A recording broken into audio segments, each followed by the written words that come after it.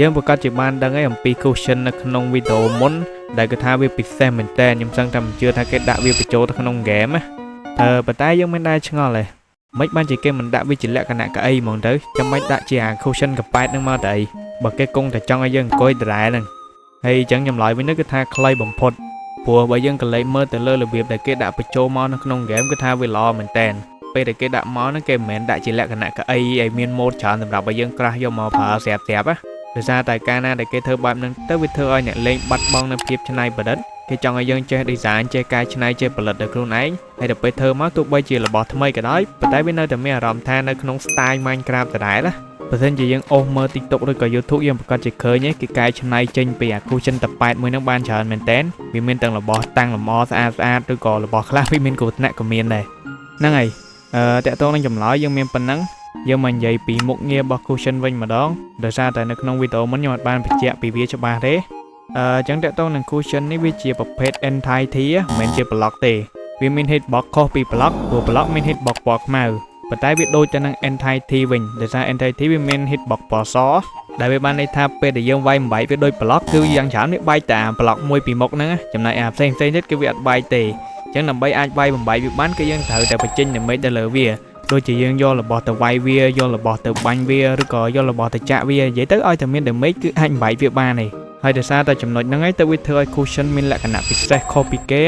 ព្រោះថាយើងអាចយកវាទៅដាក់នៅលើ block បានជាច្រើនប្រភេទមែនតើមិនថា block អីក៏ដោយឥឡូវយើងមើលមិនថាវាជាបតុងជា block ជា slab ជា crystal ជារបស់អីផ្សេងនិយាយទៅសឹងតែរបស់គ្រប់ប្រភេទទាំងអស់ហើយសំខាន់មិនថាវាកម្ពស់ណាក៏ដោយកម្ពស់1 pixel 2 pixel អីយើងអាចដាក់បានទាំងអស់វាអត់ប្រកាន់ណាដល់ពេលចឹងទៅគឺយើងអាចប្រើជាមួយនឹងពិលតកកដើម្បីច្នៃចេញជារបស់ប្លែកបានដោយសារតែពិលតកកយើងអាចយកវាមកដាក់បន្ទប់ពីលើគ្នាចង់បានកម្ពស់ណាក៏បានណាយើងអាចដាក់ហើយអាចដាក់ជាមួយនឹងអា cushion ហ្នឹងពីលើទៅតាមកម្ពស់ដែលយើងចង់បានណាចឹងវាអាចច្នៃចេញជារបស់ប្លែកបានមែនតើឥ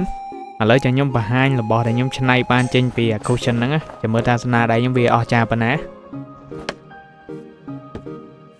ខេតោះបានទេឥឡូវរបស់ដំបូងរបស់យើងគឺហើយគឺកៅអីឈើ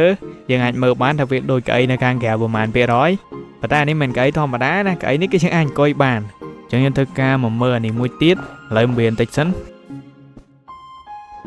អូខេយើងហើយអានេះវាមិនមែនជារបស់ពិសេសទេវាគ្រាន់តែជាខែធម្មតាគ្រាន់តែថាខែនេះយើងអាចអង្គុយបានវាខុសពីខែធម្មតាបានត្រឹមតែដេកទេអញ្ចឹងយើងមកមើលអានេះវិញម្ដងអានេះជឿថាមានអ្នកធ្លាប់ធ្វើវាច្រើនគ្រាន់តែអង្គុយអត់កើតណាចឹងឥឡូវយើងចាំមើលរបស់ខ្ញុំវិញនេះហើយចឹងគេថាអានេះគឺជាប្រភេទតោងយើងអាចអង្គុយបានតោងនេះមិនមែនតោងធម្មតាទេគ្រាន់តែថាវាអាចយល់បានតែប៉ុណ្្នឹង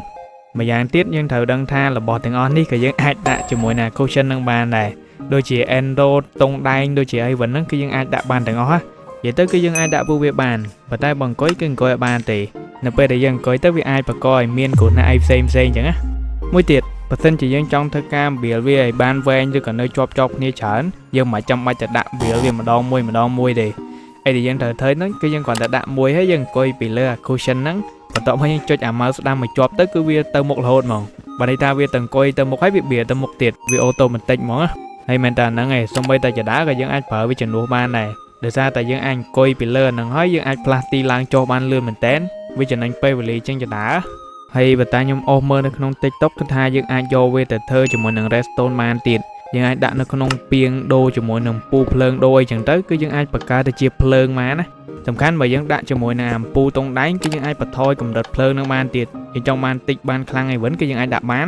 យើងអាចច្នៃចេញទៅជាផ្ទាំង LED មានភ្លើងមានពណ៌អីចឹងណានិយាយទៅឲ្យតែយើងចេះប្រើ redstone យើងចង់ធ្វើអីក៏បានដែរចង់ដាក់ភ្លើងចង់ដាក់ពណ៌ចង់ដាក់លេខដាក់អក្សរតាមចិត្តរបស់យើងអត់មានណាគេខាត់ទេហើយខ្ញុំក៏ខាត់ដែរបន្ទាប់ពីមើលវីដេអូនេះហើយយើងអាចចូលដេកបានចឹងបើសិនជាមានអីបន្ថែមទៀតយើងអាច comment នៅខាងក្រោមទៅ